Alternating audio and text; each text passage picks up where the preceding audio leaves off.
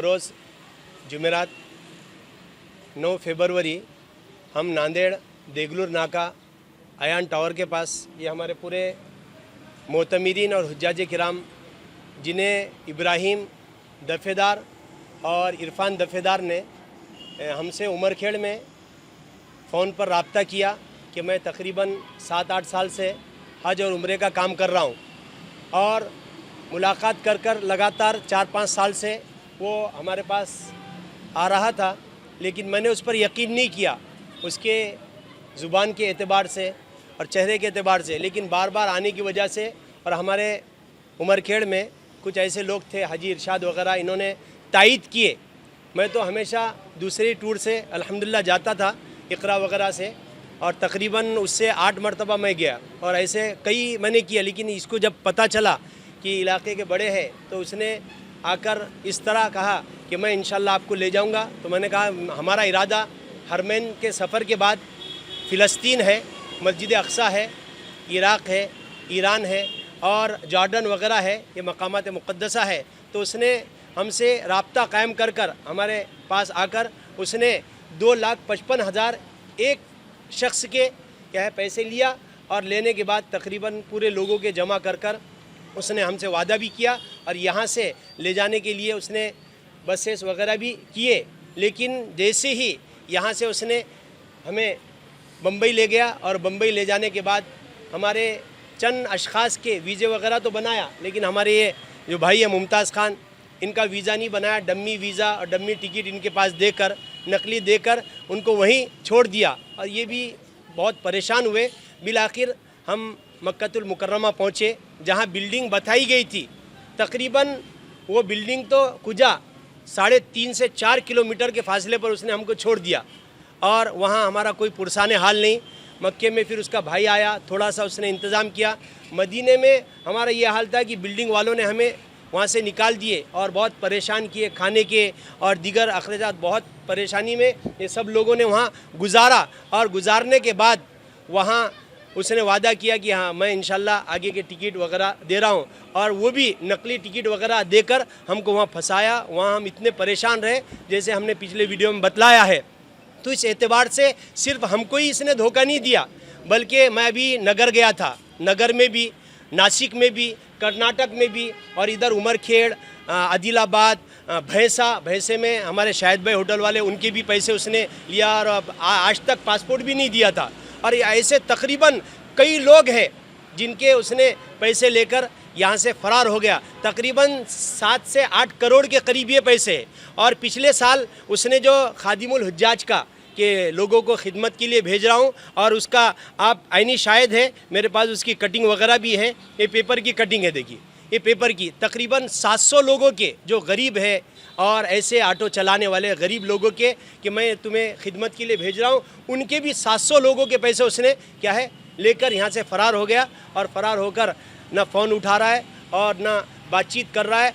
लाखों रुपए का रहबर टूर जो है, ये आपको ऊपर नज़र आ रहे, इसका नाम इब्राहिम और इसके भाई का इरफान है। और सिर्फ यहीं उसने ऐसा नहीं किया, वहाँ ले जाने के बाद वहाँ कुछ शयूख से इरफान दफ़ेदार मिला और मिलने के बाद वो लोगों से कहा कि ये लोग जो परेशान है, इनके पास पैसा नहीं है, कुल्लू हिंदी मिस्कीन, ये मिस्कीन है, फ़कीरा है और इनके खाने के लिए हमको इंतज़ाम करना है। तो उनसे चंदा लेकर इब्राहिम क्या भाई इरफान दफ़ेदार ने वहाँ लोगों को हम पूरे जितने उनको खिलाया। जब हमको पता चला तो फिर हमने होटलों में खाना शुरू किया। ऐसा काम उसका भाई भी जो है बड़ी दाढ़ी रखकर क्या है इरफान दफ़ेदार, उसने ऐसा काम किया कि अल-अमान वल हफीज़ हम सोच भी नहीं सकते। वहाँ ऐसे काम उसने हरमैन में किया, न नमाज़ों का अहतमाम न कुछ। तकरीबन 7 से 8 करोड़ का है, जितने लोगों से मैंने मुलाकातें की उनके एतबार से 7 से 8 करोड़ का है जी, पूरा फराड है। अभी अल्हम्दुलिल्लाह हम आए ही नांदेड़ में, हमने यहाँ इतवारे में एसआई साहब से बात किए, इंशाल्लाह वहाँ भी कार्रवाई करने का हमारा इरादा है। आ ही नहीं सकते, हमने मदीने से फ़िरोज़ लाला को मैंने ख़ुद कई कई कॉल फेरोज लाला को किया तो उनके किसी एक आम आदमी ने उठाया, उठाने के बाद बोले साहब मीटिंग में है। मैंने कहा मेरी ज़िंदगी जारी बड़े बड़े आमदार खासदार मंत्रियों से अल्हम्दुलिल्लाह मेरी मुलाकातें हुई, लेकिन ये कितने बड़े मंत्री है कि मदीने से मैं उनको रिक्वेस्ट कर रहा, हम इतने परेशान हैं तो उनका कोई पुरसाने हाल नहीं, ना फेरोज़ लाला का ना वो किसी का, सब ऐसे ही मामलात है।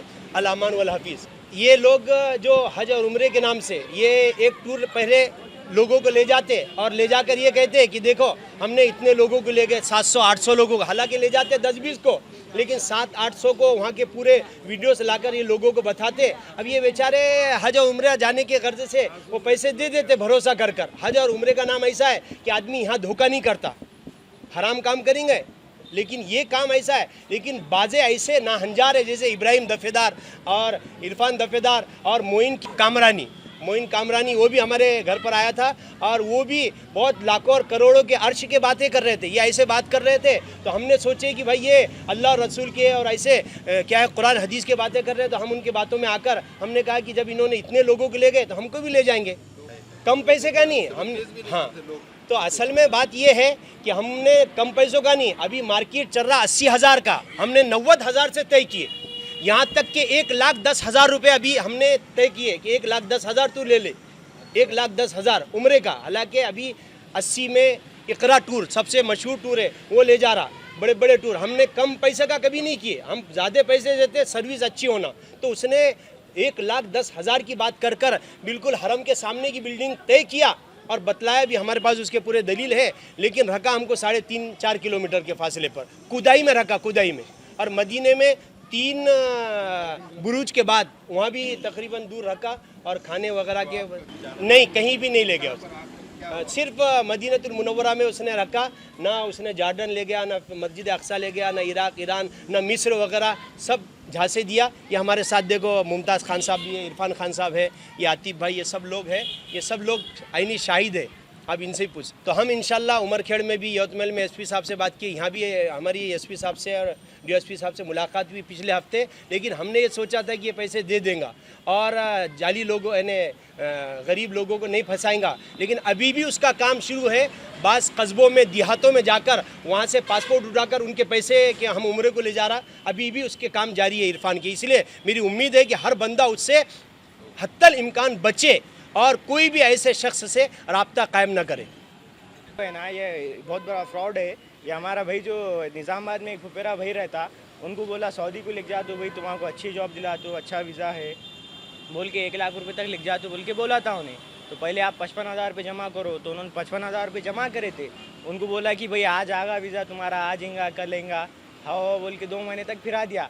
बाद में फिर बोला कि भाई नहीं होता, तुम्हारे पैसे वापस नहीं मिलते, ये नहीं मिलते, अभी तक पैसे नहीं दिया हो, लेके भी उनको बाहर भिजाया नहीं। बाद में फिर क्या करा, आप देतू तो 5,000 10,000 ऐसा कर करके पैसे वापस दिया और उनके 55,000 पूरे लॉस में आ गए, ऐसा हो गया। और टुकड़े टुकड़े से पैसे आए, इतने पैसे दिए थे और लिख जाता बोल के नहीं लग गया उन्हें। चाहिए इस पर एसपी साहब और कलेक्टर साहब को बैठना चाहिए, बात करना चाहिए कि भाई ऐसे फ्रॉड को बचाना चाहिए। ऐसा आम जनता जो जैसा कि मुफ्ती साहब के साथ हुआ है कि ऐसा उनको उम्रे को लिख जाके ऐसा कराए नहीं बराबर, तो वैसा ही है। इन्हें ऐसा नहीं है, ऐसे बहुत लोग आ रहे हैं मेरे पास, मैं यहाँ बाजू में काम करता हूँ, कि बहुत लोग आके मेरे को पूछ रहे हैं कि भाई वो इरफान भाई कहाँ हैं। बोले तो क्यों, बोले तो उन्होंने बोल रहे कि भाई उन्होंने कहा हमारे पैसे लेके बैठ गए, भाई हमारे को लिख जा रहे नहीं बाहर, हमारे उम्रे के पैसे लिख जाके उम्रा बराबर नहीं करा रहे, ऐसा बोल रहे बहुत।